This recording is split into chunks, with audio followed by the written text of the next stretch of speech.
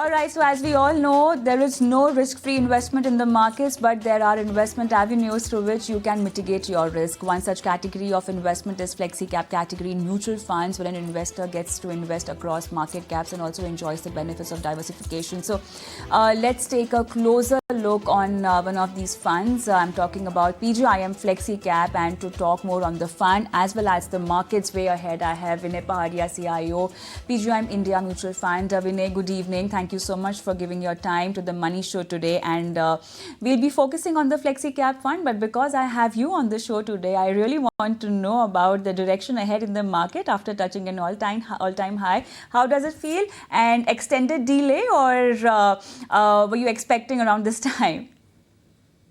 Thank you. Thank you for having me on your show, Kavita. So, I think definitely it's party all over, and I'm sure you have just celebrated the party. So everyone is in a jubilant mood. Investors are making lots of money, which is good to see, and we are in the right place, right time. So I think everything looks fairly optimistic at this point of time. Having said that, we need to remember one very important aspect about investing, which is that if you are paying higher prices, which you are borrowing some returns from the future. So that is something which we need to remember at this point of time. What are your thoughts today? You know, it's been such a long journey for the NSE from 1996, and today, you know, the Nifty is over 20,000. Tell us your thoughts, sir. In a way, when I created Nifty in 1996 with a base of November 95, November 3 is when, on 94 is when NSE started working first time on equities, and November 395 was capped as a base for 1,000, and now it's 20,000. So 20 times returns over 27 years is a phenomenal number by any stretch of imagination, and no other country, I think, has even in dollar terms given such returns. If you add the dividends and other things, probably it would be even higher to probably 20,000, which is what we call total returns index.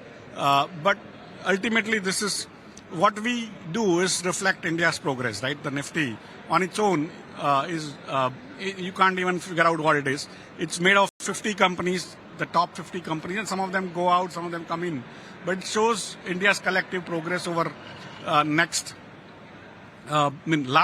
27 years, but probably for time to come. And that's where I see India has come a long way, but India has a longer way to go. So we have still just begun our journey. We have to work much harder as a society, as individuals, to collect that wealth, create that wealth, create those jobs that is required using markets.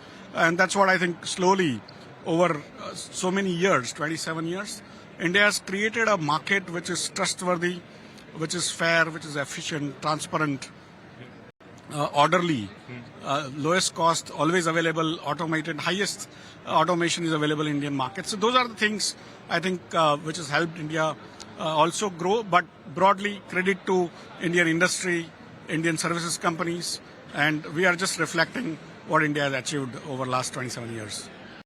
Yeah, and just after G20, it's a milestone for NSE. And so what are the next achievements we can expect from NSE? What are the next milestones we can expect? No, each time something nice happens, we want more and more. So all of us want deal mange more, but somewhere we have to also reflect where all we have done well. The G20 is clearly an example of a tremendous leadership India has given to the world over the last one full year.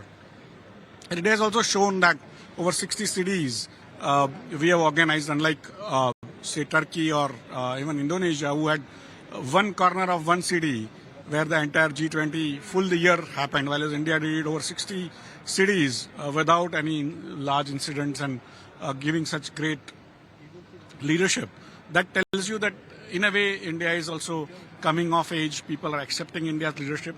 And in some ways, Nifty reaching 20,000 on the next day of G20 conclusion tells you that the world now looks up to India and they are also willing to invest in India. The market has rallied very sharply this year. What are your messages for the investors? No, the saying investor community? yes, stay invested long term. Study well. Don't believe in tips. Don't get into derivatives if you are not experts. And if you can't study well for the companies, please go through experts like mutual funds or portfolio managers. But if you have to grow your wealth, stock markets have proved beyond doubt that they are better than any other asset class, be that gold, be that real estate, be that fixed deposits, and stay invested long term. And if India is going to grow, which I have no doubt about over the next 40, 50 years, India is going to give you much better returns in equities market than any other market. It's a happy and wonderful moment for you, and it's a happy and wonderful moment for all of us. Congratulations, sir. Yeah. In Hindi.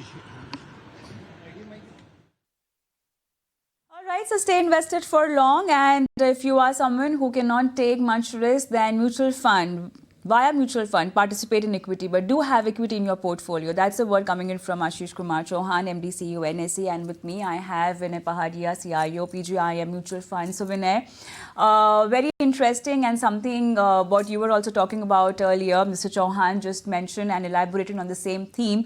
A day when the market touched its all-time high, and a day where we also saw SIP numbers coming to yet another all-time high, crossing 15,800 crores mark. So a lot of optimism. Does this also mean that market, I'm not talking about the investment numbers, but generally the market is also slightly directionless? How would you explain this? I would just say that and differ with you that the market is right now not directionless. It is clearly zooming in one direction. There is clearly a lot of optimism. We are seeing very broad exuberance, especially in the small and mid cap space. So right since 1st of April this year, we have seen a consistent rally in the entire broader market space, which has significantly outperformed. So clearly, the markets are in a very, very optimistic mood. Numbers coming this week from Indian markets as well as the international markets, and the primary concerns would definitely emerge better once we have a clear picture in terms of numbers and data that's going to come in. Inflation data is going to come in, and we also have the export-import data, etc. But then talking about this entire euphoria, this is a clear bull territory that we are into right now. Is it also the time for an investor to either initiate something for a longer term or maybe a mid-term perspective? How do you look at it? Also, how do you look at the further trajectory of the market being led by specific sectors? Do you think it's going to be an all-sector rally, or specific sectors that would just lead this market? So I think, Kavita, what we should do is first and foremost lengthen the horizon when we are looking at equity. And when we do that, clearly we can see that equities as an asset class can do very well, irrespective of the sectors, and many times also irrespective of the valuation, for the simple reason because equities depend on the underlying assets growth to perform. And growth, as we just heard from many of our leaders, has been very, very strong for India and is likely to remain very strong on a structural basis for the next few years. And when that happens, and when an investor has a long-term time horizon, I think clearly remaining invested in equity, irrespective of sectors, capitalization, remains a good bet.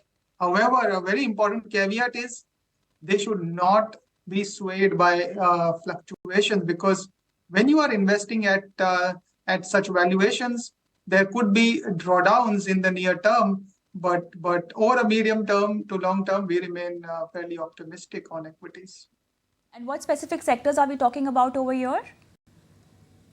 So I think from a sectoral perspective, we remain fairly positive on financials and financial services, which means banks, NBFCs, insurance, etc.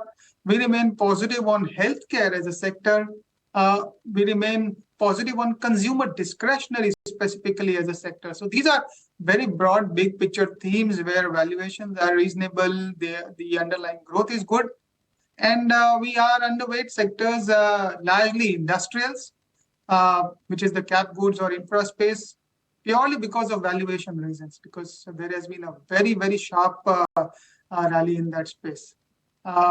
So those are some of the places. We are also underweight energy as a sector. So these are two sectors where we are underweight. Talk about your FlexiCap fund, where a lot of large cap oriented FlexiCap funds, we saw them tilting towards mid cap and small cap, considering the kind of rally. What's the status across market cap in your fund? So we are FlexiCap in true sense, which means when there is opportunities in terms of valuation in one capitalization, we move towards that. So, for example, on 1st April, we started with a higher allocation to small and mid cap relative to the peer group in the FlexiCap fund. And as we saw valuations zoom across, the potential returns started falling in the small and mid cap space, and we started moving the fund towards large cap. So currently, we are slightly more large cap biased compared to small and mid caps on a relative basis. Are the valuations really comfortable in large caps now? How do you look at the space as compared to mid cap, small cap run up, or is there more steam left in mid cap and small caps? So mid caps and small caps is a very, very broad basket of stocks. And there will always be opportunities in that space. Having said that, if you look at the overall basket, clearly there are valuation concerns. And more than valuation, Kavita, I would say that the challenge in the mid cap and small cap space is the nature of the companies which are delivering very strong returns. What we have observed is that companies which have got weaker growth rates in the past and companies which have got weaker returns on equities in the past have actually done the best in the last 6 months. And that is an area of concern for us. And in fact, also an opportunity, because good quality companies which are growing fast in the small and mid cap space are available at a relatively more attractive valuation. So I think we are optimistic on high quality, high growth space in the mid cap space and small cap space. And there are many companies in the large cap space which are attractively valued, which satisfy both these conditions as well.